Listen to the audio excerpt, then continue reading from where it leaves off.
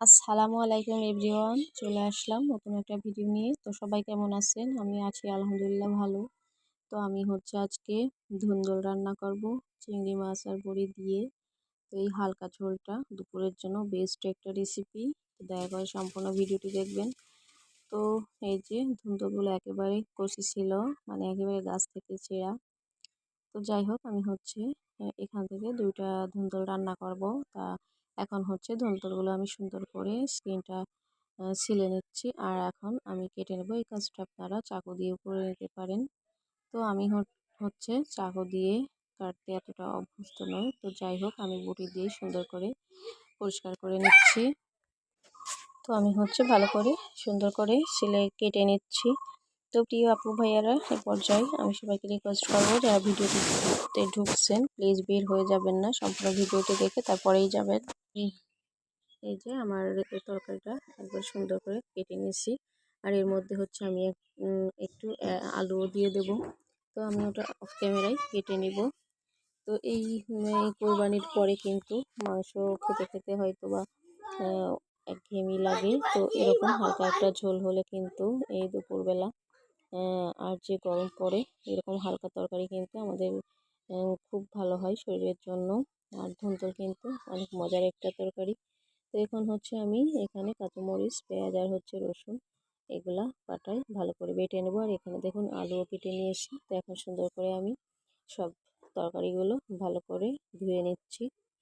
তো ধুন্দুলটা কিন্তু ধুয়ে কাটলেও হয়তো, তো আমি ওটা ভুলে গিয়েছিলাম, এর জন্য আমি এখন ধুয়ে নিচ্ছি। আগে কিন্তু না ধোয়ার ফলে একটা সমস্যায় পড়বো, এটা আপনাদেরকে অবশ্যই দেখাবো। তো আপনারা যদি কখনো এভাবে রান্না করেন তাহলে চেষ্টা করবেন ধুয়ে নেওয়ার জন্য। তো আমার মশলাটা কিন্তু আমি পাটায় সুন্দর করে বেটে নিয়েছি, আর এখন চলে আসছি চুলায়। এখন আমি প্রথমে কড়াইটা দিয়ে দিলাম, আর কড়াইটা পানি শুকিয়ে নিয়ে অল্প একটু পরিমাণে তেল আগে দিয়ে দিলাম। আর তেলটা একটু গরম করে নিয়ে তারপরে আমি এর মধ্যে চিংড়ি একটু সামান্য লবণ দিয়ে দিলাম, আর একটু হলুদও দিয়ে দিলাম। সামান্য হলুদও দিয়ে দেব। এখানে আমি চিংড়িগুলো একটু ভেজে নেব, যেহেতু আমি চিংড়ি মাছ দিয়ে রান্না করতেছি। তো আমার কাছে এতটুকু পরিমাণে চিংড়ি ছিল, তাই আমি এতটুকু দিয়ে রান্না করতেছি। আপনাদের বেশি থাকলে অবশ্যই আপনারা বেশি দিয়ে রান্নাটা করবেন। তো যাই হোক, এই চিংড়িগুলো অল্প ছিল, এই জন্য আমি এখানে কিছুটা বড়িও অ্যাড করে নিচ্ছি, কারণ বড়ি হলে আমার বাচ্চারা খুব খুশি হয়ে যায়। চিংড়ির সাথে বড়ি দিয়ে রান্নাটা করলে খেতে কিন্তু অনেক ভালো লাগবে। তো আমি হালকা করে ভেজে নিচ্ছি, আর এর মধ্যেই আবার বড়িগুলো দিয়ে দিলাম, একত্রে ভাজা হয়ে যাবে এই জন্য। তো প্রিয় আপুরা, প্লিজ একটা লাইক দিয়ে সবসময় সম্পূর্ণ ভিডিওটি দেখবেন। অনেকেই কমেন্ট রাখেন, অনেক সময় কমেন্ট বেশি হয় কিন্তু ভিউ কম হয়, জানি না কেন এমন হচ্ছে। তো যাই হোক, সবাইকে আল্লাহ বোঝার তৌফিক দান করুক।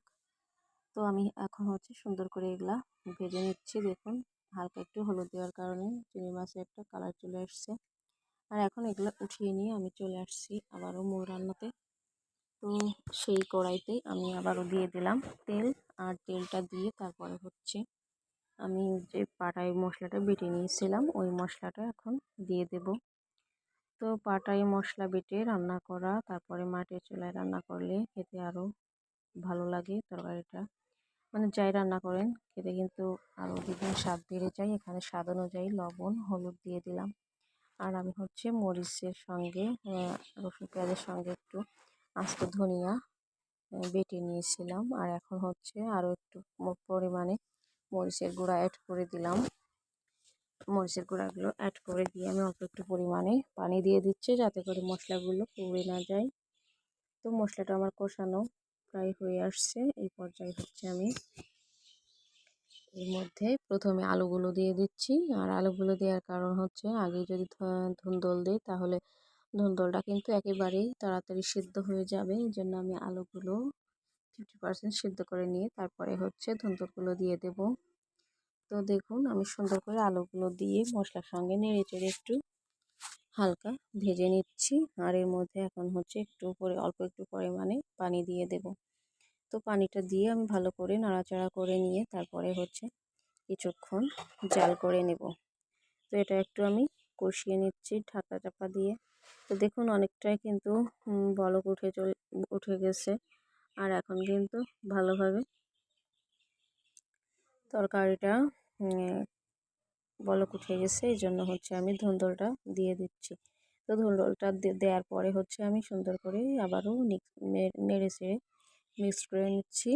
আর এই পর্যায়ে পানি আর দিচ্ছি না, এর থেকেই কিন্তু অনেকটা পানি চলে আসবে। তখন বলেছিলাম যে পানিটা মানে আগে ধুয়ে না কাটার কারণে যে সমস্যাটায় পড়েছিলাম, এটাই হচ্ছে সেই মুহূর্ত।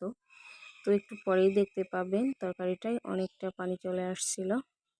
তো আমি চিংড়িগুলোও দিয়ে দিয়েছি, দিয়ে এখন সুন্দর করে নেড়ে চেড়ে তারপরে হচ্ছে রেখে দেব। এখন আর ঢাকনা দিয়ে ঢাকছে না, তাহলে ধুন্দুলের সবুজ স্কিনটা কালারটা নষ্ট হয়ে যাবে।